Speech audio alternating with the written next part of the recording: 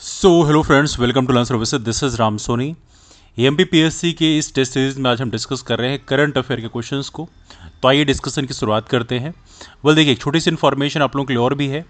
Civil services के लिए यदि आप तैयारी करना चाहते हैं तो हमारे पास 1 ईयर बैच कोर्स उपलब्ध है। तो आप इस 1 ईयर बैच कोर्स को ज्वाइन कर सकते हैं। इसके लिए आप दिए गए नंबर पे मैसेज कर सकते हैं, व्हाट्सएप में या कॉल कर सकते हैं। तो उसके माध्यम से आपको सारी इन्फॉर्मेशन दे दिया जाएगा। आइए डिस्कशन की शुरुआत करते हैं। आज का पहला क्वेश्चन है, मध्य प्रदेश की वर्ष 2022-23 के लिए प्रचलित भावों पर प्रति व्यक्ति आय कितनी है? What is the per capita income of Madhya Pradesh at current prices for the year 2022-23? देखिए, अभी हाल ही में जो हमारे पास डेटा है वो 2022-23 के डेटा है। और देखा जाए तो ये काफ़ी महत्वपूर्ण डेटा होता है। ये ऑलमोस्ट हर साल एक क्वेश्चन पूछा आता है। अब देखिए, यहाँ पर दो चीज़ें होती हैं। एक होता है प्रचलित भाव पूछा आता है, इसे हम बोलते हैं करंट रेट, है ना। और एक होता है बेस रेट। क्या बोलते हैं? एक बोलते हैं बेस रेट। बेस रेट को बोलते हैं स्थिर भावों के आधार पे। अब देखिए, यहां पर आपको समझना है कि स्थिर भावों के आधार पे जो हम पर कैपिटा इनकम देखते हैं उसको भी एक बेस ईयर के माध्यम से देखा जाता है। तो हमारा जो बेस ईयर चल रहा है अभी 2011-12 चल रहा है, इसके माध्यम से जो बेस रेट की जो पर कैपिटा इनकम है वो देखी जाएगी ना। यहां पर अभी फिलहाल हम करंट प्राइसेस के आधार पर पूछ रहे हैं। तो करंट प्राइसेस के आधार पर ये डेटा जो हमारा है वो है 1,40,583 रुपए। ये आपको एज इट इज याद रखना पड़ेगा, बिकॉज एमपीपीएससी आमतौर पे ऐसे क्वेश्चन पूछती है, सीधा डायरेक्ट वैल्यू पूछती है। तो आपको याद रखना है कि मध्य प्रदेश का प्रचलित भावों के आधार पर जो प्रति व्यक्ति आय है वो कितना है? 1,40,583 रुपए। वहीं पर यदि आप बेस रेट के आधार पर कहेंगे तो बेस रेट के आधार पर जो हमारी पर कैपिटा इनकम है वो कितनी है? वो है 65,023।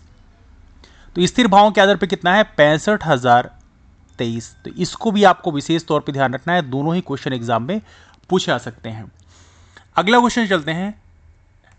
How much budget was proposed for the education sector in Madhya Pradesh budget 2023-24? अब यहां पे आपको ये चीज जानना बहुत जरूरी है कि हमारे मध्य प्रदेश का 2024-25 का पूर्णकालिक बजट पेश नहीं किया गया है। क्यों पेश नहीं किया गया है?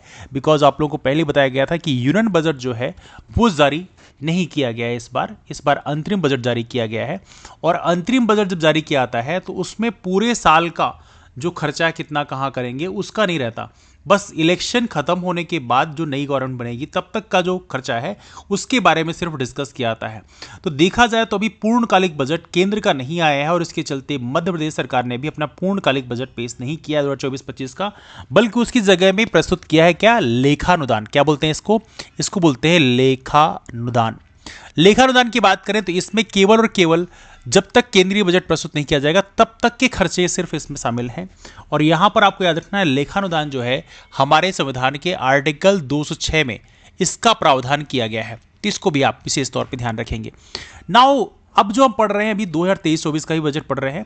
तो 2023-24 का जो बजट है उसमें एजुकेशन सेक्टर में शिक्षा क्षेत्र के लिए कितना प्रस्ताव रखा गया है? और वो प्रस्ताव था दैट वाज बेसिकली 38,375 करोड़ रुपए। तो शिक्षा के क्षेत्र के लिए जो हमने बजट एक्सपेंडिचर जो डिसाइड किया था वो है 38,375 करोड़ रुपए ना। इससे बाकियों का भी वैल्यू पता होना चाहिए आप लोगों को। जैसे 53,965 करोड़ रुपए जो हमने ये किया था कि प्रस्ताव किया था वो एग्रीकल्चर कृषि क्षेत्र के लिए किया था। दूसरा 39,326 करोड़ रुपए का जो प्रस्ताव था हमारा वो किसके लिए था? नगरीय एवं ग्रामीण विकास के लिए, है ना। Urban and rural development, urban भी है इसमें और साथ में जो रूरल डेवलपमेंट है उसको भी हमने इसके अंतर्गत कवर किया है। 30,741 करोड़ रुपए का जो हमने प्रावधान किया है किसके लिए है? स्वास्थ्य क्षेत्र के लिए, मतलब हेल्थ सेक्टर के लिए हमने प्रावधान किया है। और 38,375 करोड़ रुपए प्रावधान जो है वो हमारे एजुकेशन सेक्टर के लिए है। आइए देखते हैं अगला question. Let's get the next question. अगला है Mohaniya tunnel, the longest tunnel of Madhya Pradesh is built in which national highway? Madhya Pradesh की सबसे लंबी सुरंग है, इसका नाम है मोहनिया सुरंग। किस नेशनल हाईवे बनी है? देखिए, ये काफ़ी इंपॉर्टेंट है मोहनिया सुरंग, क्योंकि बेसिकली अभी बिल्कुल जो नए हमने फीचर्स इसमें ऐड किए हैं, इंटरनेशनल स्टैंडर्ड्स पे इसको बनाया गया है प्रॉपर तरीके से। तो मोहनिया सुरंग काफ़ी इंपॉर्टेंट है।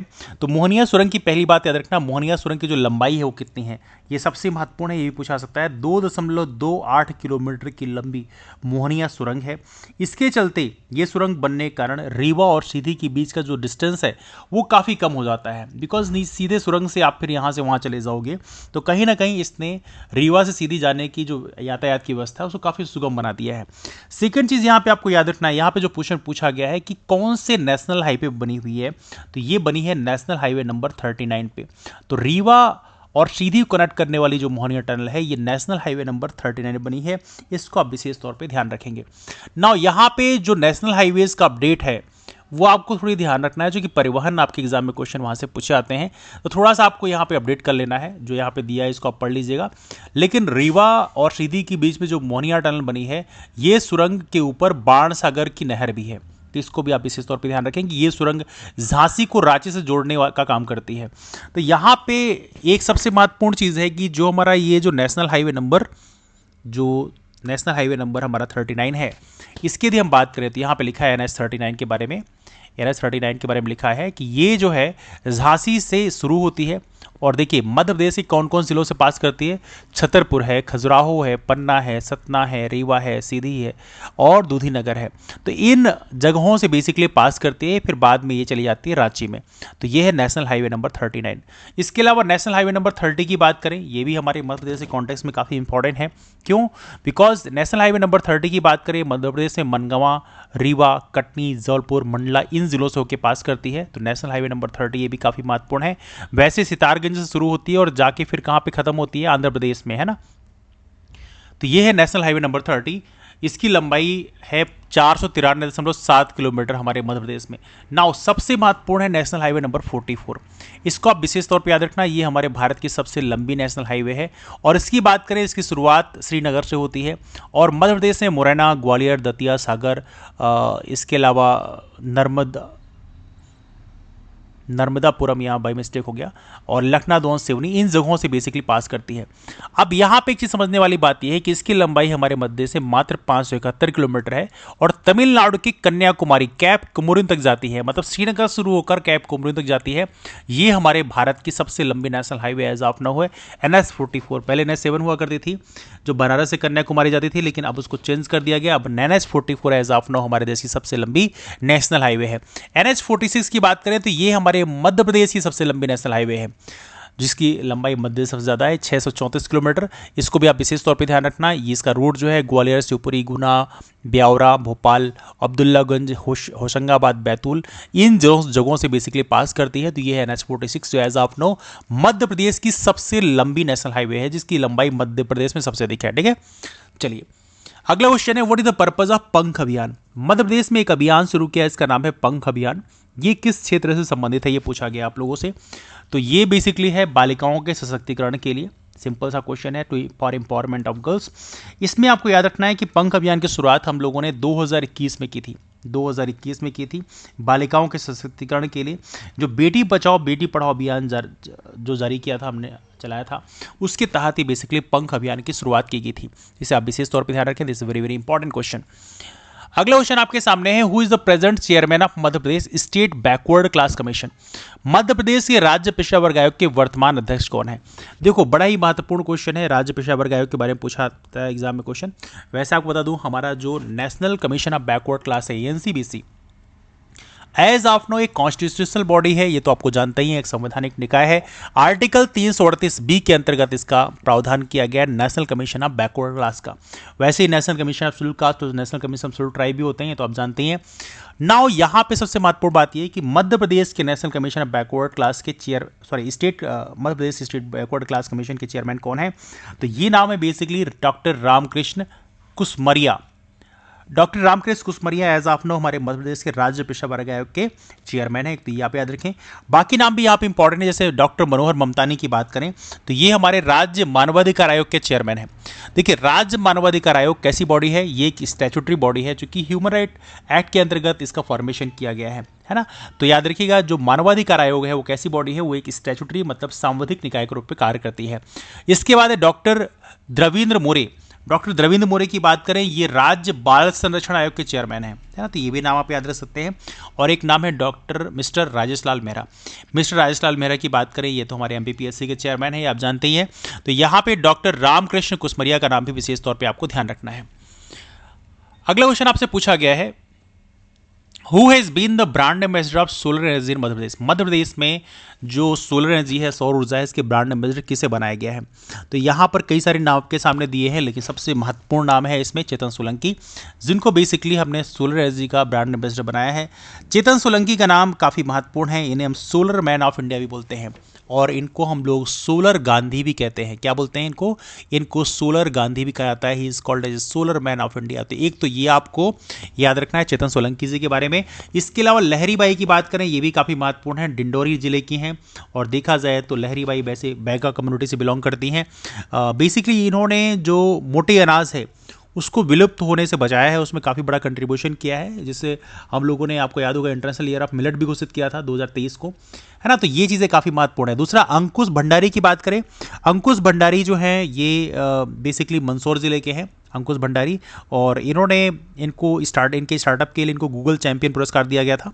एक नाम और है वेद प्रकाश शर्मा, इनकी बात करें तो मध्य प्रदेश युवा आयोग के प्रथम अध्यक्ष रहे हैं वेद प्रकाश शर्मा, तो ये भी नाम आप याद रखें। लेकिन सबसे महत्वपूर्ण है चेतन सोलंकी, इनको मध्य प्रदेश की सोलर एनर्जी का ब्रांड एम्बेसडर बनाया गया था और इन्हें सोलर गांधी के रूप में जाना जाता है।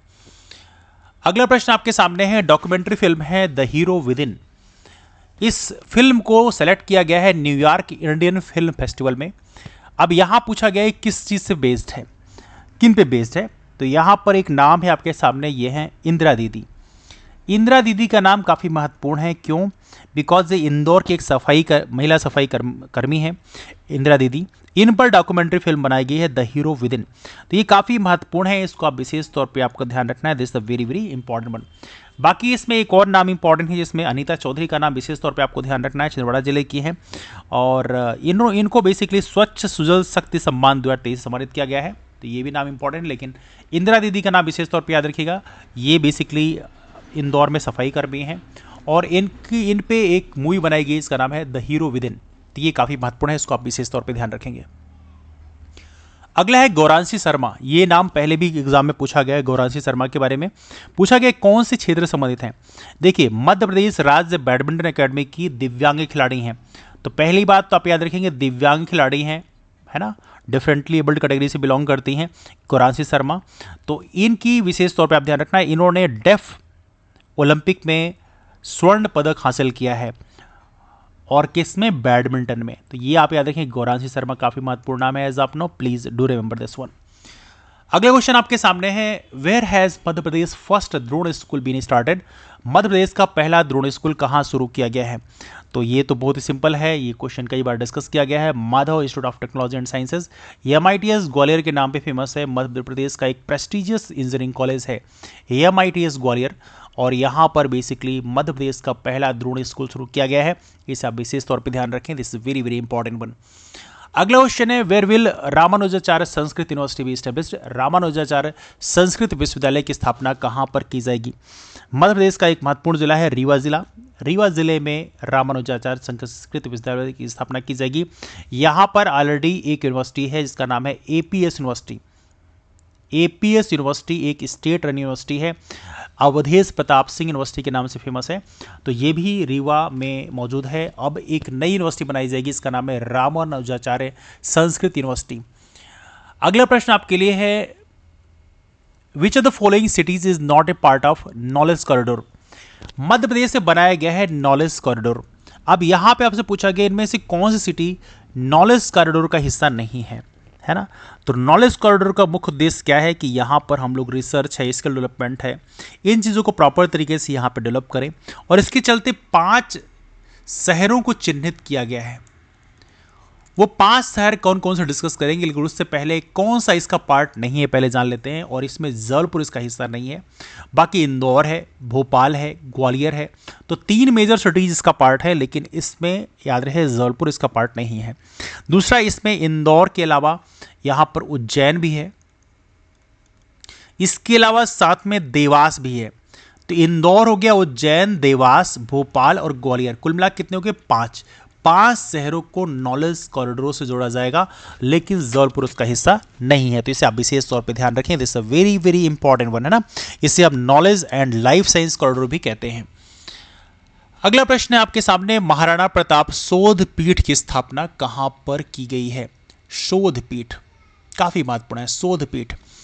तो इसकी स्थापना हमने की है कहाँ पर, BR अम्बेडकर सामाजिक विश्वविद्यालय महू में। और महू कहाँ पे है, महू का नाम हालांकि अब चेंज करके डॉक्टर अम्बेडकर नगर कर दिया गया है और ये इंदौर में है, ये आप जानते ही हैं। This is very very important one. वैसे ही महू का फुल फॉर्म भी है MHOW। पहले महू जो बनाया गया था इसका फुल फॉर्म था military headquarter of war, MHOW। तो ये भी आपको विशेष तौर पर पता होना चाहिए, डॉक्टर अम्बेडकर साहब की जन्म स्थली है। अगला प्रश्न आपके सामने है, in which district is Vicharpur village known as mini Brazil located. Mini Brazil के रूप में चर्चित विचारपुर गांव किस जिले में स्थित है। तो पहली बात रखिए, विचारपुर गांव क्यों मिनी विलेज, मिनी ब्राजील कहा जाता है। तो याद रखिए, प्रधानमंत्री मोदी ने अपने मन की बात का जो 103वां संस्करण है वहाँ पर इसके बारे में जिक्र किया था और वहाँ पर बड़ी मात्रा में जो फुटबॉलर हैं वो एज ऑफ नाउ आ रहे हैं, निकल के आ रहे हैं। तो कहीं ना कहीं इसलिए विचारपुर गांव काफ़ी महत्वपूर्ण है। तो विचारपुर गांव कहाँ पे है, ये पड़ेगा आपके शहडोल जिले में। तो इसका जिक्र बेसिकली प्रधानमंत्री मोदी के द्वारा किया गया था विचारपुर गांव के बारे में, इसलिए ये नाम आपको ध्यान रखना चाहिए। अगला है आपके सामने पूछा गया, कोल ट्राइब महाकुंभ सतना में मनाया गया कोल जनजाति महाकुंभ। ये पूछा गया आप लोगों से कि इसका जो ऑर्गेनाइज किया गया है 24 फरवरी को, ये किसके जन्मदिन पर कोल जनजाति महाकुंभ का आयोजन किया गया है। यहाँ पे नाम आपके सामने दिए हैं, सभी हमारे ट्राइब की फेमस पर्सनालिटीज़ हैं, लेकिन ये सबरी के जन्म पर हमने कोल जनजाति महाकुंभ का आयोजन किया है। कब, 24 फरवरी को। तो ये आप विशेष तौर पे ध्यान रखें, कहाँ पे आयोजित किया गया है, सतना जिले में। ये सारे क्वेश्चन एग्जाम पूछा सकते हैं। अगला है, what is the total irrigation capacity in Madhya Pradesh at present. Madhya Pradesh की वर्तमान में हमारी जो कुल सिंचाई क्षमता कितनी है। आमतौर पर ऐसे डेटा आपको बेसिकली बजट या इकोनॉमी सर्वे से मिलते हैं। तो देखा जाए तो हमारे मध्य प्रदेश की वर्तमान में जो सिंचाई क्षमता इरिगेशन कैपेसिटी है वो कितनी है, दैट इज 45 लाख हेक्टेयर। याद रखिए, हेक्टेयर क्या होता है ये आपको पता होना चाहिए। हेक्टेयर का मतलब होता है 10,000 मीटर स्क्वायर, है ना। मतलब 100 मीटर गुणे 100 मीटर। मान लो एक स्क्वायर है 100 मीटर बाई 100 मीटर का, तो इसको ये हो जाएगा 1 हेक्टेयर, है ना। तो यहाँ पे याद रखिए लगभग 2.5 एकड़ के आसपास होता है। तो 45 लाख हेक्टेयर की सिंचाई क्षमता हमारे मध्य प्रदेश की वर्तमान समय में है और 2025 तक हमारा एम्बिशन है कि हम लोग 65 लाख हेक्टेयर तक इसको लेके जाएंगे, है ना। अपनी इरिगेशन कैपेसिटी को यहाँ तक लेके जाना है। अगला क्वेश्चन हमारे सामने है, वीरांगना रानी अवंतीबाई शहीद fair organised every year on 20 March. तो ये कहाँ पे हम लोग आयोजित करते हैं, वीरांगना रानी अवंतीबाई शहीद मेला प्रतिवर्ष 20 मार्च को हम लोग कहाँ पर आयोजित करते हैं। तो इसका सही आंसर है डिंडोरी बालपुर में। डिंडोरी के बालपुर में हम लोग हर साल वीरांगना रानी अवंतीबाई शहीद मेला आयोजित करते हैं। इसे आप याद रखें, बहुत ही महत्वपूर्ण है। अगला क्वेश्चन आपके सामने है, and this is also very very important one. What was the position of Madhya Pradesh in the 37th national games 2023। 37th national game में हमारे मध्य प्रदेश की रैंक क्या है, तो ये आपको बताना है। एंड दैट इज़ बेसिकली चौथी रैंक हमने स्कोर किया है। अब यहाँ पे नेशनल गेम्स काफ़ी महत्वपूर्ण गेम होते हैं, इसलिए इनके बारे में आमतौर पे आपको पता भी होना चाहिए कि कितना गोल्ड मिला है, कितना सिल्वर मिला है, कितना ब्रॉन्ज मिला है। तो यदि यहाँ पे याद रखेंगे, पहली बात तो इस गेम का आयोजन जो है कहाँ पे किया गया, दैट वाज ऑर्गेनाइज्ड इन गोवा। गोवा में 37th नेशनल गेम आयोजित किए गए हैं। तो 37th यहाँ पर आयोजित किया गया है। 38th जो नेशनल गेम होगा वो कहाँ पर आयोजित किया जाएगा 2024 में, उत्तराखंड में। कहाँ पे, उत्तराखंड में। तो एक तो ये आपको याद रखना है। दूसरा, 37th नेशनल गेम में जो मध्य प्रदेश की रैंकिंग 4th रही है, इससे मध्य प्रदेश को कुल 37 गोल्ड मिले हैं, 37 गोल्ड। देखिए, गोल्ड जितना ज़्यादा होता है उसी के हिसाब से रैंकिंग बनती है। टोटल मेडल के आधार पर रैंकिंग नहीं बनती, सिर्फ गोल्ड की कितनी गोल्ड आपको मिले हैं उसके हिसाब से रैंक बनती है। 37 गोल्ड हमारे पास में, इसके बाद 36 सिल्वर मिले हमें और इसके अलावा 39 ब्रॉन्ज मिले हैं। तो ये आप याद रखना, कुल 37 गोल्ड हमें मिले हैं नेशनल गेम्स 2023 में, है ना। अगले क्वेश्चन आपके सामने है, मध्य प्रदेश प्लेयर हैं विवेक सागर प्रसाद। टोक्यो ओलंपिक 2020-21 में उन्होंने पार्टिसिपेट किया है। तो आपसे पूछा जा रहा है, ये सागर प्रकाश जो है, विवेक सागर प्रसाद जो हैं, किस खेल से संबंधित हैं। तो याद रखिएगा, ये मध्य प्रदेश के वैसे तो होशंगाबाद से बिलोंग करते हैं, जो as of now present time Narmadapuram उसे बोलते हैं। तो विवेक सागर प्रसाद जो है हॉकी संबंधित हैं, हमारे जो इंडियन हॉकी टीम है उसके मेंबर थे। विवेक सागर प्रसाद की बात करें तो यहाँ पर आपको विशेष तौर पे ध्यान रखना है कि इन्हें पहले हम लोगों ने एकलव्य पुरस्कार भी दिया है, विक्रम पुरस्कार से भी सम्मानित किया है, अर्जुन अवार्ड भी इनको मिल चुका है। तो कई सारे अवार्ड इनको मिल चुके हैं। और ओलंपिक 2020-21 में भारतीय पुरुष हॉकी टीम ने, चूंकि आपको पता होना चाहिए हमारी जो हॉकी टीम है, मेंस हॉकी टीम है, इन्होंने ब्रॉन्ज मेडल स्कोर किया है, जो कि काफ़ी बड़ी बात थी।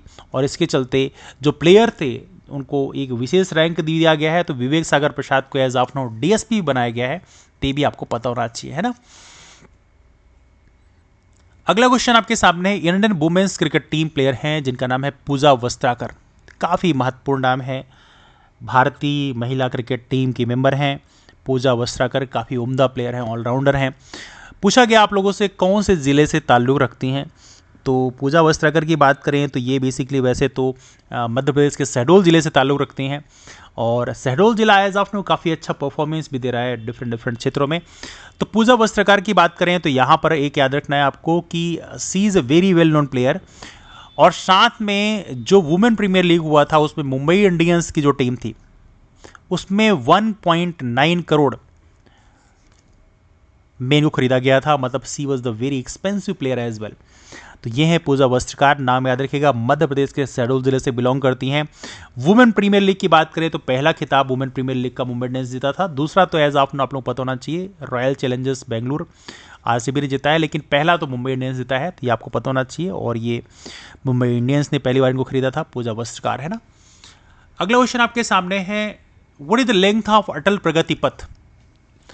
चंबल नदी के पैरेलली जो है हमने अटल प्रगति पथ का निर्माण किया है। तो ये आपसे पूछा जा रहा है अटल प्रगति पथ जो है इसकी लंबाई कितनी है।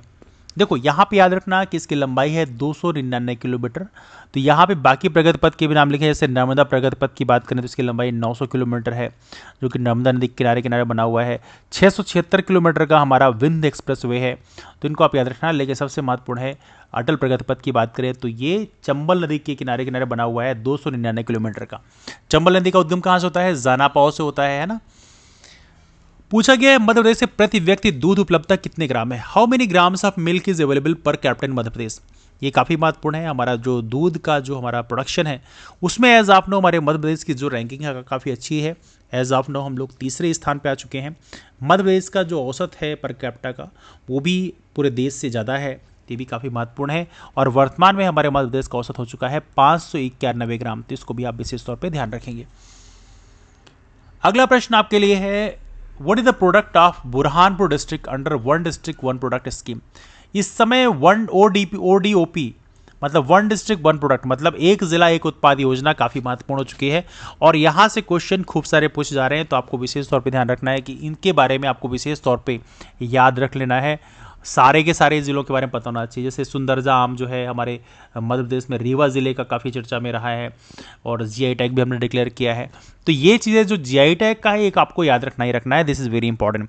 तो यहाँ पूछा गया वन डिस्ट्रिक्ट वन प्रोडक्ट के अंतर्गत बुरहानपुर जिले का पूछा गया आपसे, तो ये कौन सा है, ये है बेसिकली बनाना बुरहानपुर। तो ऐसे भी आप याद रख सकते हो, बा से बुरहानपुर, बा से बनाना, है ना। तो इस तरह से आपको याद रखना है, मतलब केला जो है हमारे बुरहानपुर का है ना। इसके अलावा बाकियों की बात करें, टमाटो जिंजर की बात करें, टमाटर और जिंजर की बात करें तो ये कौन सा है, ये है बड़वानी। कौन सा है, ये है बड़वानी, इसके नेबरहुड में ही है बड़वानी। बड़वानी तो आप जानते हैं। ओनियन मतलब प्याज की बात करो, ये कौन सा है, ये है खंडवा। खंडवा के क्या है, प्याज हैं, यहाँ के मशहूर है। और चिली मतलब मिर्च की बात करो तो ये कौन सा है, ये है खरगोन, लगा हुआ है बिल्कुल खरगोन, है ना। तो खरगोन का प्याज, खरगोन का मिर्चा, खंडवा का प्याज, मतलब मिर्च और प्याज अगल बगल है ना। एक का प्याज है, खंडवा का प्याज है, और खरगोन का मिर्चा है। इसके अलावा बड़वानी की बात करें, यहाँ का टमाटर है और जिंजर है, सब कुछ मिला दो पूरी सब्जी बन जाती है वैसे। और बनाना कहाँ का है, बनाना है आपका बुरहानपुर का। तो ये सारे का पता होना चाहिए, this is a very very important, please do remember this one, ठीक है। Now let's get the next question. Question है, orange which district has one district one product, मतलब नारंगी जो संतरा है किस जिले का एक जिला एक उत्पाद है। अब देखिए यहाँ पर देखा जाए तो कुछ ऐसे प्रोडक्ट हमारे मध्य प्रदेश में आइडेंटिफाई किए गए हैं जिसको कई जिलों में इसको एक जिला उत्पाद के अंदर, एक जिला एक उत्पाद के अंतर्गत रखा गया है। और जो नारंगी है, संतरा है, इसको कई जिलों में रखा गया है, जैसे अगर मालवा में भी है, राजगढ़ के लिए भी रखा गया है, छिंदवाड़ा के लिए भी रखा गया है। और कमाल की बात यह है कि हमारे मध्य प्रदेश की जो सदर्न डिस्ट्रिक्ट्स हैं उसमें छिंदवाड़ा का नाम आता है, इसमें कोई शक की बात नहीं है। तो ये तो बेसिकली नीचे आप जाओगे तो नागपुर से लगा हुआ है, नागपुर के संतरे बड़ी फेमस भी हैं। तो वैसे तो छिंदवाड़ा को आप आइडेंटिफाई कर सकते हो, लेकिन जो अगर मालवा है या राजगढ़ है वो इस लोकेशन में है। तो देखा जाए तो यहाँ पर आपको याद रखना है कि अगर मालवा और राजगढ़ में भी ऑरेंज जो है यहाँ के फेमस हैं, और इसको एक जिला एक उत्पाद के अंतर्गत आइडेंटिफाई किया गया है। ठीक है, अगला क्वेश्चन आपके सामने है कोदो कुटकी। ये कौन से जिले का एक जिला एक उत्पाद के अंतर्गत इसको डिक्लेयर नहीं किया गया है? अब देखिए यहाँ पर कई जिले ऐसे हैं जहाँ पर कोदो कुटकी दिया गया है, जैसे अनूपपुर जिला है, इसको कोदो कुटकी इसको एक जिला एक उत्पाद के अंतर्गत रखा गया है। सिंगरौली में भी है, डिंडोरी में, बालाघाट पर नहीं है। बालाघाट का जो जिला है कोदो कुटकी नहीं बल्कि यहाँ का है चिन्नौर चावल। क्या है? चिन्नौर चावल। याद रखिए चिन्नौर चावल जो है इसको जीआई टैग भी दे दिया गया है ना, ये आप जानते हैं चिन्नौर चावल को जीआई टैग दिया गया है। लेकिन अनूपपुर, सिंगरौली, डिंडोरी और एक और जिला है जिसको ये दिया गया है, इसका नाम है मंडला। बिल्कुल अगल बगल है। आप देखोगे मध्य प्रदेश का मैप यदि आप उठाओगे तो ये रहा आपका अनूपपुर, अनूपपुर से लगा हुआ फिर सिंगरौली, अनूपपुर से लगा तो नहीं है बट चलो ठीक है थोड़े अपर साइड में है। फिर इसके बाद नीचे आप देखोगे डिंडोरी है, फिर एक तरफ मंडला है। तो ये सारे ज़िले जो इधर के हैं इनमें कोदो कुटकी जो कि मोटा अनाज होता है इसको एक जिला एक उत्पाद के अंतर्गत डिक्लेयर किया गया है। लेकिन बालाघाट का जो है वो है चिन्नौर चावल। ठीक है, अगला क्वेश्चन आपके सामने पूछा गया है कौन से डिस्ट्रिक्ट में तात्या टोपे यूनिवर्सिटी एस्टेब्लिश की जाएगी। देखिए यहां पर आपको याद रखना है, बहुत ही महत्वपूर्ण है। हमारे मध्य प्रदेश में एक यूनिवर्सिटी का नाम है जीवाजी विश्वविद्यालय। कहाँ पे है? ग्वालियर में है। और जीवाजी विश्वविद्यालय से तोड़कर, चूंकि हर एक यूनिवर्सिटी का एक एरिया होता है, तो जीवाजी यूनिवर्सिटी का जो एरिया है कुछ एरिया तोड़कर हम लोग अब तात्या टोपे विश्वविद्यालय में डाल देंगे। हालांकि तात्या टोपे विश्वविद्यालय जो है वो एक स्वतंत्र विश्वविद्यालय बनाया जाएगा, लेकिन कुछ पोर्शन जीवाजी विश्वविद्यालय का तात्या टोपे विश्वविद्यालय में डाल दिया जाएगा। और तात्या टोपे विश्वविद्यालय कहाँ पर स्थापित किया जाएगा? ये हो जाएगा गुना और अशोकनगर रीजन में है, बट गुना में इसको स्टेब्लिश किया जाएगा तात्या टोपे विश्वविद्यालय को। इसे आप विशेष तौर पर ध्यान रखना है। और ये जीवाजी विश्वविद्यालय से अलग करके हम लोग तात्या टोपे विश्वविद्यालय का गठन करेंगे, और ये कहाँ पे रहेगा? गुना में, है ना। तो इसका आप विशेष तौर पे ध्यान रखना। अगला क्वेश्चन आपसे पूछा गया what was the decision taken by the Madhya Pradesh council of ministers to increase the tendu leaf collection rate. Madhya Pradesh मंत्रिपरिषद द्वारा तेंदू पत्ता संग्रहण दर कितना करने का निर्णय लिया गया? तो तेंदू पत्ता जो है एज ऑफ नाउ तेंदू पत्ता से हम लोग क्या करते हैं, इससे बीड़ी बनती है ना, तो आप जानते हैं। तो तेंदू पत्ता की बात करें, इसका जो संग्रहण दर है इसको हम लोग बढ़ा दिए हैं। पहले ये 3,000 रुपये प्रति बोरा होता था। कितना? 3,000 रुपये पर बोरा होता था, लेकिन अब उसको बढ़ा के हम लोगों ने 4,000 रुपये प्रति बोरा कर दिया है। तो तेंदू पत्ता के लिए हमने इम्प्रूव किया है।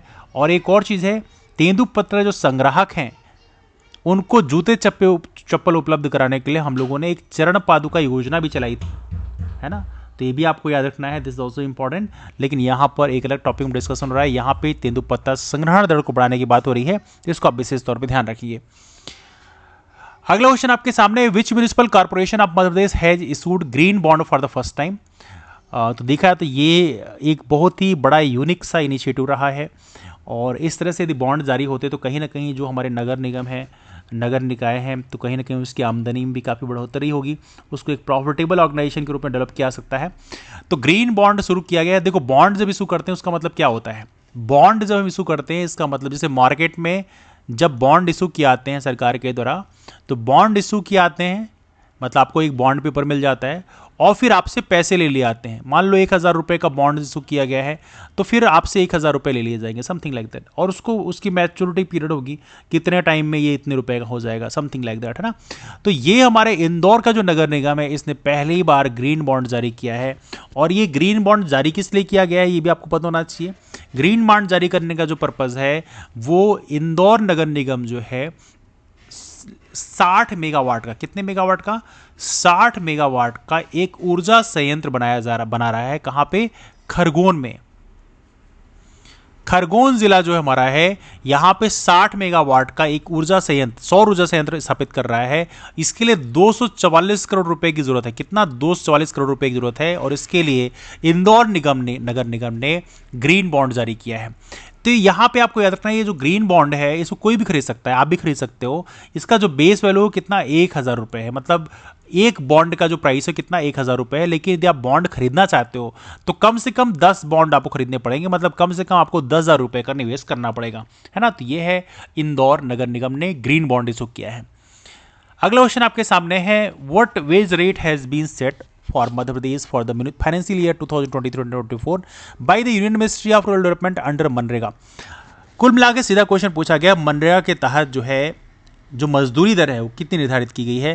देखो काफ़ी छोटा अमाउंट है, ये है बेसिकली 221 रुपये पर डे।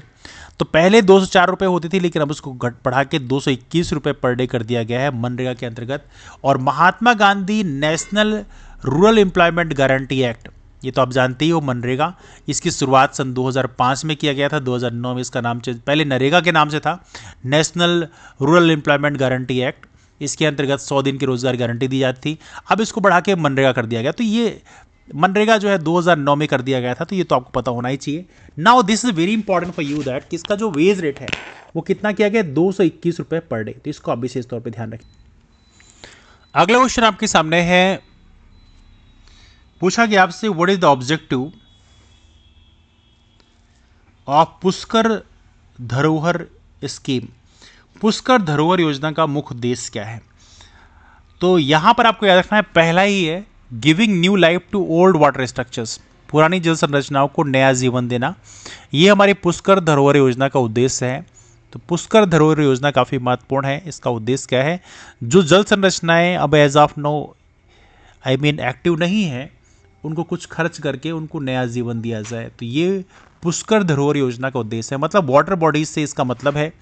अब देखिए यहाँ पर कुछ और भी स्कीम है, जैसे यहाँ पर दूध उत्पादकता में वृद्धि के लिए भी हमने योजना चलाई, इसका नाम है राष्ट्रीय गोकुल मिशन। फिर नवजात शिशुओं में निमोनिया से होने वाली मौतें कम करने के लिए, स्पेशली इन्फेंट मोर्टलिटी रेट कम करने के लिए हमने इसको चलाया था, इसका नाम है सांस अभियान। क्या नाम है, सांस अभियान। ये काफ़ी महत्वपूर्ण है। फुटपाथ पर रहने वाले लोगों के पुनर्वास के लिए हमने योजना चलाई, इसका नाम है दीन बंधु योजना। क्या नाम था, इस योजना का नाम था दीन बंधु योजना। तो इसे भी आप विशेष तौर पे ध्यान रखेंगे। तो योजनाओं के बारे में आपको जानकारी होनी चाहिए। यहाँ से क्वेश्चन इस तरह से पूछे आते हैं। पूछा गया, where did prime minister Modi perform bhoomi pujan for the construction of Sant Ravidas temple. प्रधानमंत्री मोदी ने कहाँ पर संत रविदास के मंदिर के निर्माण के लिए भूमि पूजन किया है। तो ये कहाँ पे किया है, दैट इज बेसिकली इन सागर। सागर में एक जगह है, इसका नाम है बड़तूमा। क्या नाम है, बड़तूमा। बड़तूमा वो जगह है जहाँ पे हम लोग संत रविदास मंदिर स्थापित करेंगे। और सन 2023 में 12 अगस्त 2023 में ये भूमि पूजन किया गया था। तो याद रखिए, संत रविदास काफ़ी महत्वपूर्ण है। इनके 40 पद जो है गुरु ग्रंथ साहिब में भी मिलते हैं, इसलिए इनका नाम काफ़ी महत्वपूर्ण है। नाउ अगला क्वेश्चन आपके सामने है, based on the national family health survey NFHS 5, national family health survey 5 की बात कर रहे हैं ना, जो रिसेंट अपडेटेड जो फैमिली हेल्थ सर्वे है वो NFHS 5 ही है। इसके कारण पूछा जा रहा है, सेक्स रेशियो मध्य प्रदेश का 2020-21 में कितना है। अब देखो, वैसे तो हम लोग 2011 के सेंसस के आधार पर जो सेक्स रेशियो मध्य प्रदेश का पढ़ते हैं वो है 931, है ना। भारत का 2011, ये 2011 सेंसस के आधार पर मध्य प्रदेश का है।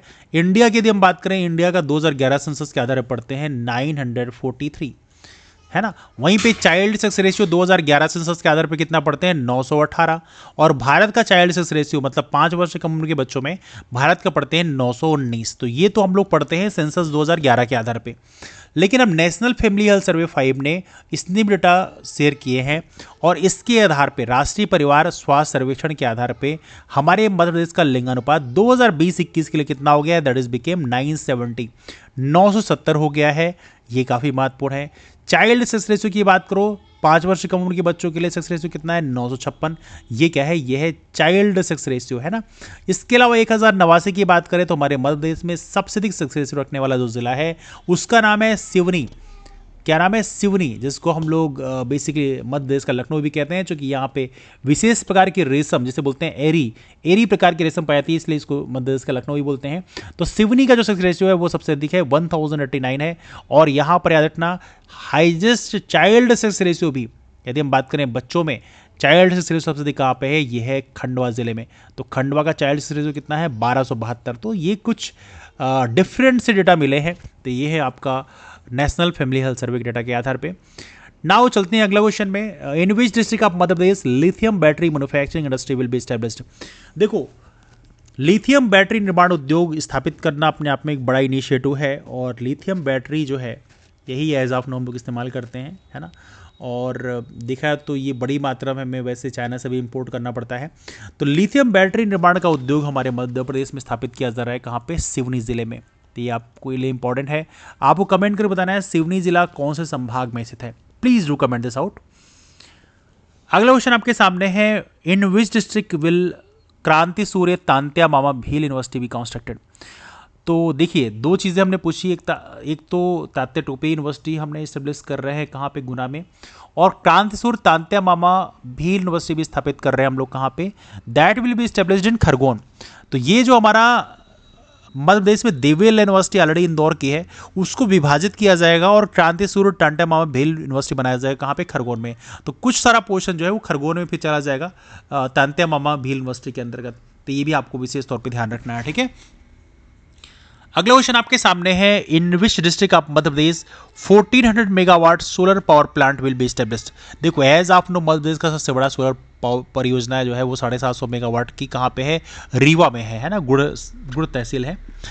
अब प्रेजेंट टाइम में 1400 मेगावाट का हम लोगों ने प्लान किया है, सोलर पावर प्लांट बनाएंगे। ये कहाँ पे? जिस टेम्पल का हिल का नाम है उसका नाम है बहरारा मंदिर। बहरारा मंदिर की जो पहाड़ियां हैं वहाँ पे इसको स्थापित किया जाए। काफ़ी सारा स्पेस वहाँ पे 1400 मेगावाट का वहाँ पे सौर ऊर्जा संयंत्र बनाया जाएगा। और ये कहाँ पड़ेगा? ये पड़ेगा आपके मुरैना ज़िले में, है ना। भिंड मुरैना, वैसे वहाँ पे देखा जाए तो बीहड़ों का इलाका बड़ी मात्रा में है। तो यहाँ पे सौर ऊर्जा संयंत्र बनाया जाएगा जो कि एशिया का सबसे बड़ा सौर ऊर्जा संयंत्र होगा। अगला हमारे सामने क्वेश्चन है, in which district of Madhya Pradesh will Shri Anna research institute will be established. As of no जो मोटे अनाज है उनको हम लोग प्रोत्साहित कर रहे हैं। और चूंकि आपको पता है यूनाइटेड नेशंस ने जो है इंटरनेशनल ईयर ऑफ मिलेट भी घोषित किया है, किसको? 2023 को, है ना। हालांकि 2024 जो है इंटरनेशनल ईयर ऑफ कैमलिड घोषित किया गया है, मतलब कैमल मतलब ऊँट जानते हैं आप। तो 2023 को इंटरनेशनल ईयर ऑफ मिलेट घोषित किया था, क्यों? जिससे मोटे अनाज के लिए जागरूकता लोगों के पीछे फैला सकें। और इसके चलते हमारे मध्य प्रदेश में भी दिखाया तो कोदो कुटकी को हम लोगों ने एक जिला एक उत्पाद घोषित किया है। कई सारे जिलों में है, जैसे कि डिंडोरी में किया है, मंडला में किया है, अनूपपुर में किया है, सिंगरौली में किया है। तो इसलिए मोटे अनाज को एज ऑफ प्रोत्साहित कर रहे हैं हम लोग। और इसके चलते हम लोगों ने मोटे अनाज को हम लोग श्री अन्न बोलते हैं, ठीक है। तो श्री अन्न रिसर्च इंस्टीट्यूट भी खोल रहे हैं हम लोग, श्री अन्न अनुसंधान संस्थान खोल रहे हैं। कहाँ पे खोला जाएगा? ये स्थापित किया जाएगा, that will established in the Dindori. कहाँ पे? डिंडोरी में है। और याद रहे उज्जैन का भी बड़ा फेमस है, उज्जैन में हम लोग बेसिकली चना अनुसंधान संस्थान खोल रहे हैं। तो इसको तो आप जानते ही हैं, है ना। अगला क्वेश्चन आपके सामने है, based on NTCA national tiger conservation authority जो है उसकी रिपोर्ट के आधार पे 2022 के लिए रिपोर्ट है, पूछा गया है भारत में नहीं बल्कि मध्य प्रदेश में टाइगर्स की संख्या कितनी है। NTCA की रिपोर्ट 2022 के आधार पे मध्य प्रदेश में बाघों की संख्या कितनी है? तो याद रखिए काफ़ी महत्वपूर्ण है, ये एज ऑफ नो काफ़ी बढ़ गई है। 785 टाइगर हमारे मध्य प्रदेश में रिकॉर्ड किए गए हैं और ये काफ़ी महत्वपूर्ण है। 2023 जुलाई 2023 में डाटा जारी किया गया था NTCA का। और भारत में कुल बाघों की संख्या यदि बात करो भारत में कितने हैं, ये 3682, लेकिन मध्य प्रदेश में है 785। अब देखो पहले मध्य प्रदेश में कितने थे? 526 थे, है ना। लेकिन अब बढ़ के कितने हो गए? 785। ये काफ़ी बड़ा ड्रास्टिक इंप्रूवमेंट है वैसे देखा जाए तो। सेकेंड हाईएस्ट नंबर पे कर्नाटका, तो कर्नाटका पहले भी सेकंड नंबर पे था, अभी भी कर्नाटका सेकंड नंबर पे ही है ना। अगला क्वेश्चन आपके सामने है, target of eradication of leprosy, malaria and filariasis. तो मध्य प्रदेश ने बेसिकली जो कुष्ठ रोग है, मलेरिया और फाइलेरिया के लिए उन्मूलन का एक लक्ष्य वर्ष घोषित किया है। तो कौन सा लक्ष्य वर्ष घोषित किया है? तो यहां पर आपको याद रखना है कि इन चीज़ों के लिए जो लक्ष्य वर्ष घोषित किया है वो 2030 है। 2030 किसके लिए है? लेप्रोसी, लेप्रोसी तो आप जानते ही हो। इसके अलावा मलेरिया के लिए भी घोषित किया गया है, फाइलेरियासिस के लिए भी घोषित किया गया है। 2023 की बात करें तो ये ऑलरेडी हम लोगों ने मीजल्स और रूबेला, इसके लिए हम लोगों ने ये उन्मूलन वर्ष घोषित किया था। 2025 को हम लोगों ने, बल्कि केंद्र सरकार ने भी जो 6 रोग है TB, इसके उन्मूलन का वर्ष घोषित किया है। 2047 काफ़ी महत्वपूर्ण है, सिकल सेल एनीमिया। इस समय सिकल सेल एनीमिया की काफ़ी चर्चा भी हुई है। अभी मेडिकल ऑफिसर के इंटरव्यू हुए थे तो वहाँ पे सिकल सेल के बारे में कई बार पूछा भी गया था। सिकल सेल क्या होता है? सिकल मतलब होता है हंसिया। तो सिकल सेल एनीमिया में क्या होता है? इसमें जो आपका जो RBC होता है, लाल रक्त कणिकाएं आप जानते होंगे आमतौर पे राउंड शेप में होता है, लेकिन जो सिकल सेल एनीमिया होता है इसमें आरबीसी आपके हंसिए की शेप की हो जाती है इस तरह से। तो जब ये बहता है तो ये कई बार ब्लड जो है रुक जाता है, चोक हो जाता है। तो सिकल सेल एनीमिया में यही समस्या होती है और इसके कारण जो बड़ी समस्या पैदा हो जाती है। तो सिकल सेल एनीमिया के उन्मूलन वर्ष को घोषित किया हमने 2047 को, और याद रखिएगा केंद्र के बजट में भी सिकल सेल एनीमिया के लिए प्रॉपर तरीके से प्रावधान, और इस बार हम लोगों ने प्रॉपर बजट भी उसके लिए रखा है ना। तो इसको आप विशेष तौर पर ध्यान रखेंगे। अगला क्वेश्चन आपके सामने, in which district of Madhya Pradesh have reserves of platinum group elements been found. Madhya Pradesh में एक जिला है जहां पर प्लैटिनम ग्रुप के कई सारे तत्व मिले हैं, जैसे कई सारे होते हैं, जैसे प्लेटिनम हो गया, पैलेडियम हो गया, रोडियम हो गया, रुथेनियम, ऑस्मियम, है ना। तो ये सारे तत्व कहाँ पे मिले हैं, किस जिले में मिले हैं, ये आपके बैतूल जिले में मिले हैं। तो इसे आप विशेष तौर पे याद रखना। बैतूल जिले की कई सारी तहसीलें हैं, जैसे घोड़ा डोंगरी है, विकासखंड चिचोली है, शाहपुर है, बैतूल है, भीमपुर है। तो यहाँ पर बेसिकली मिले हैं प्लेटिनम समूह के तत्व। ये कहाँ मिले हैं, बैतूल में मिले हैं। तो यहाँ पे याद रखें बैतूल कहाँ पे है। बैतूल तो आप जानते ही हो मध्य प्रदेश की बिल्कुल सदर्न साइड में है। यहाँ पे मुल्तई एक जिला है, मुल्तई एक जगह है जहाँ से बेसिकली हमारी ताप्ती नदी का उद्गम भी होता है ना। चलिए अगला क्वेश्चन आपके सामने है, in which district has it been decided to start Malhargarh lift irrigation project. इसे मल्हारगढ़ उद्वहन सिंचाई परियोजना भी कहते हैं, जिसकी कास्ट लगभग 87 करोड़ के आसपास है। तो पूछा जा रहा है आप लोगों से, मल्हारगढ़ जो उद्वहन सिंचाई परियोजना है ये कहाँ पे स्टार्ट की जा रही है। तो ये स्टार्ट की जा रही है कहाँ पे, अशोकनगर में। तो अशोकनगर में एक जगह है मुंगावली। कहाँ पे है, मुंगावली। मुंगावली वो जगह है जहाँ पे हम लोग स्टार्ट करने जा रहे हैं। और मुंगावली में देखें तो यहाँ पे जो बेतवा नदी है इसमें बनेगा, है ना, ये प्रोजेक्ट जो है मल्हारगढ़ उद्वहन सिंचाई परियोजना, ये हमारी बेतवा नदी में बनाया जाएगा। तो यहाँ पर बेसिकली ये प्रोजेक्ट स्टार्ट किया जा रहा है। और याद रखिएगा ये काफ़ी बड़ा कास्ट है, लगभग 87 करोड़ के आसपास कास्ट लगेगी। और बड़ी क्षेत्र में लगभग 7500 हेक्टेयर क्षेत्र में इसके माध्यम से सिंचाई की जाएगी। मतलब ये काफ़ी बेनिफिशियल प्रोजेक्ट हमारे लिए होने वाला है। अगला क्वेश्चन आपके सामने है, Madhya Pradesh council of minister increase the incentive amount of ASHA workers to how many rupees per month. Madhya Pradesh मंत्रिपरिषद द्वारा आशा कार्यकर्ताओं की प्रोत्साहन राशि प्रतिमाह बढ़ाकर कितने रुपए किया गया। याद रखिए आशा वर्कर जो है इसका फुल फॉर्म क्या है, आशा का फुल फॉर्म क्या है, एक्रेडिट सोशल हेल्थ एक्टिविस्ट।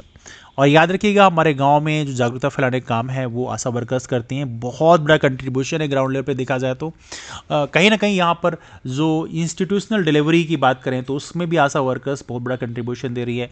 गांव में स्वास्थ्य के क्षेत्र में लोगों को जागरूक करने में काफ़ी बड़ा कंट्रीब्यूशन रहता है।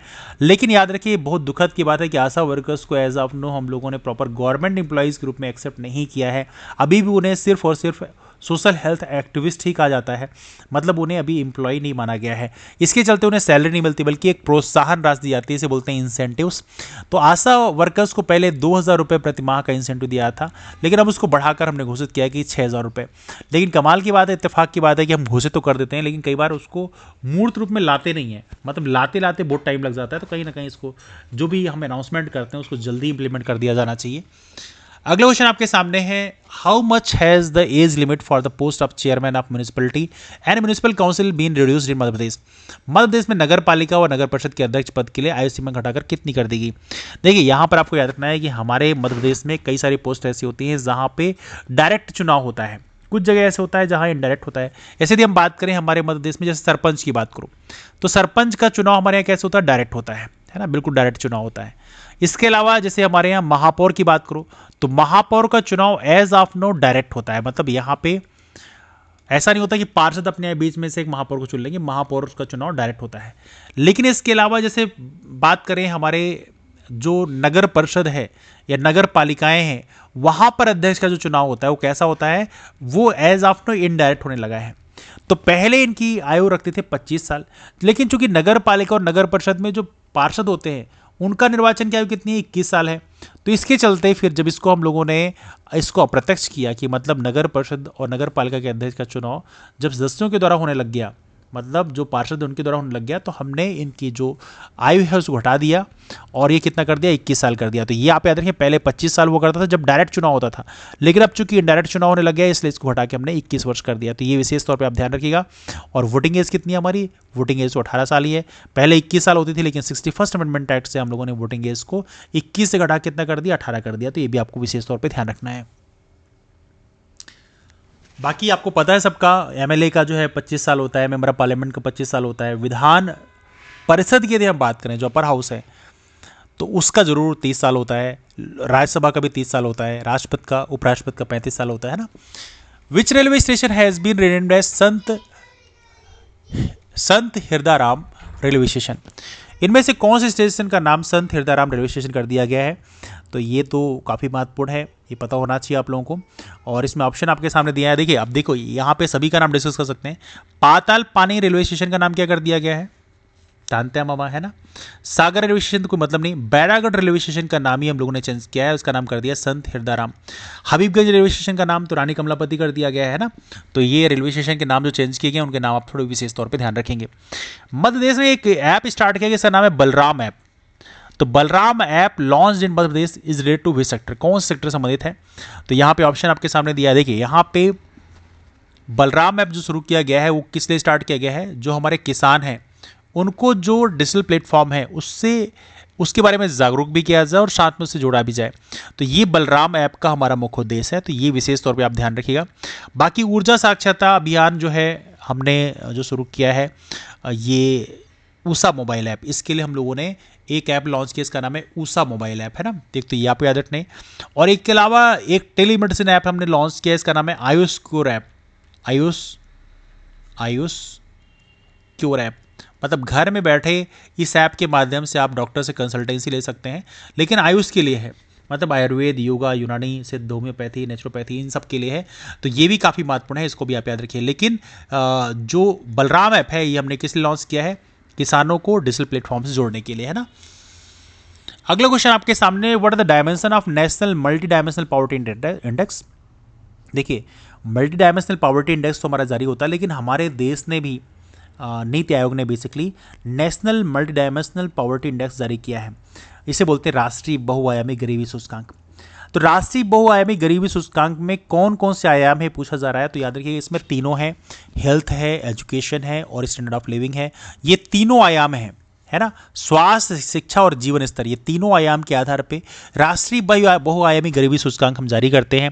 अब इसमें भी देखा है तो यहाँ पे कई सारे हो जाते हैं, जैसे मान लो सपोज करो यदि आप बोलते हो कि नहीं नहीं हम हेल्थ की बात करते हैं, तो हेल्थ में क्या क्या आता है, फिर इसमें बहुत सारे जैसे न्यूट्रिशन है, चाइल्ड मोर्टलिटी है ना, मैटरनल हेल्थ है, ये सारी चीज़ें बेसिकली हम कवर करते हैं। शिक्षा की बात करो तो यहाँ पर भी कितने ईयर्स ऑफ स्कूलिंग हुई, कितने स्कूल अटेंडेंस है, ये सारी चीज़ें हम कवर करते हैं। फिर इसके बाद जीवन स्तर की बात करो तो यहाँ बहुत सारी चीज़ें होती हैं, जैसे सैनिटेशन कैसा है, ड्रिंकिंग वाटर फैसिलिटी अवेलेबल है कि नहीं, लोगों के पास घर है कि नहीं, लोगों के पास बिजली सुविधा है कि नहीं, बैंक अकाउंट है कि नहीं, कितना क्या उनके पास पैसा रुपया है। तो ये सारी चीज़ों को बेसिकली सबको कवर करके हम लोग राष्ट्रीय बहुआयामी गरीबी सूचकांक जारी करते हैं। तो यहाँ पे इसको याद रखिएगा। मध्य प्रदेश की बात करें तो ये जरूर है कि मध्य प्रदेश में ये जो डेटा जारी किया गया है ये 1.36 करोड़ लोगों को बहुआयामी गरीबी से बाहर लाया गया है, ये बेसिकली यहाँ पर घोषित किया गया है। लेकिन यहाँ पर भी थोड़ा सा लूप होल्स रहते हैं। क्या लूप होल्स रहते हैं? चूँकि हमारे यहाँ एज ऑफ नाउ जो पॉवर्टी, जो बिलो पॉवर्टी लाइन, बीपीएल जो लाइन है, बिलो पॉवर्टी लाइन, गरीबी रेखा है, इसमें जो डेटा रखा जाता है, जो एज ऑफ नाउ हम लोग मानते हैं, वो तेंदुलकर कमेटी की रिकमेंडेशन के आधार पर हम लोग लेते हैं। अभी भी उसको मॉडिफाई नहीं किया गया बड़े स्तर पे, क्योंकि लोगों की इनकम जो है कहीं ना कहीं महंगाई बढ़ी है, तो उस आधार पे बेसिकली थोड़ा चेंजेस होना चाहिए। तो अभी हम लोगों ने बिलो पॉवर्टी लाइन में बहुत ज़्यादा इंप्रूवमेंट किया नहीं है ना। क्यों नहीं किया है? इसलिए भी नहीं किया है क्योंकि हमें लग रहा है बीपीएल को यदि बढ़ा देंगे, जैसे मान लो कितना भी, जैसे मान लो 21 रुपये है हमने कर रखा है, इसको यदि बढ़ा दिया जाए और इसको बढ़ा के हम 40 रुपये 50 रुपये कर दें, तो उससे क्या होता है कि बहुत बड़ी मात्रा में लोग फिर से गरीब होने लग जाएंगे, है ना।